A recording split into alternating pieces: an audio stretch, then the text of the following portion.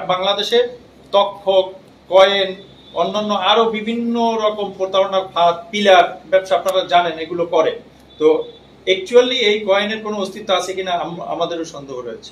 প্রতারকরা বলে যে এটা খুব দামি এবং এটা বিদেশিরা ক্রয় করে, তারা হয়তো অন্যান্য বিভিন্ন কাজে, গবেষণার কাজে বা অন্যান্য কোনো কাজে ইউজ করে। আসলে তো এই কয়েনের কোনো অস্তিত্বই পাওয়া যায় না। তার কাছ থেকে 30, 35, 50, 80 লক্ষ টাকা করে একাধারে 3,80,00,000 টাকা নিয়ে যায় এবং পরবর্তীতে তার সাথে সমস্ত যোগাযোগ বন্ধ করে দেয়। তাকে তারা বিশ্বাস জন্মানোর জন্য এটা দেখিয়েছিল।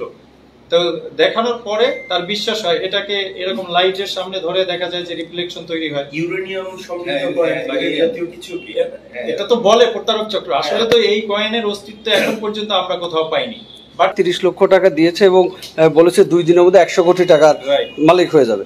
বাদীর আসলে পেশাটা কি এবং বাদী আসলে এই 30 লক্ষ টাকা দিয়েছে, সে আসলে ব্যক্তিগতভাবে কি বিজনেস করে কিনা, আর যে দুজন গ্রেপ্তার হয়েছে তারা এর আগে কখনো গ্রেপ্তার হয়েছে কিনা বা প্রিভিয়াস কোনো রেকর্ড আছে কিনা প্রতারণার সঙ্গে আরো এর আগে থেকে জড়িত আছে কিনা? ধন্যবাদ।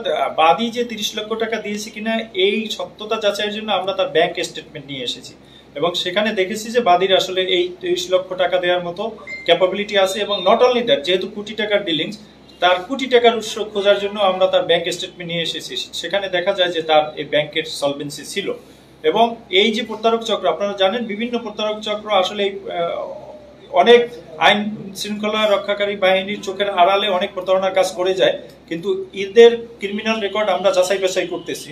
কিন্তু আমরা এদেরকে আমাদের এই ইউনিট কর্তৃক ইতিপূর্বে গ্রেপ্তার করা হয়নি। প্রাথমিকভাবে এই যে ইউসুফ, এর সাথে তার 2011 সালে পরিচয়। তার পরিচয়ের সূত্র ধরে পরবর্তীতে এই ইউসুফকে যে অন্যতম এখানে যে গোলাম মাওলা মূল আসামি, এই ইউসুফ এবং গোলাম মাওলার বাড়ি একই এলাকায়। তো ইউসুফ ঝুট ব্যবসা করতো। তো এই ইউসুফকে গোলাম মাওলা বলে যে তুমি আমার সাথে আসো, এরকম একটা ব্যবসা আছে, অল্পতেই বড় লোক হয়ে যাবে। তখন সেই ইউসুফকে বিশ্বাস জন্মায় যে আমাকে একটা লোক ঠিক করে দাও যার কাছে টাকা আছে। তো সেই সূত্র ধরে ইউসুফ এই রফিককে টার্গেট করে, তার পরিচয়ের সূত্র।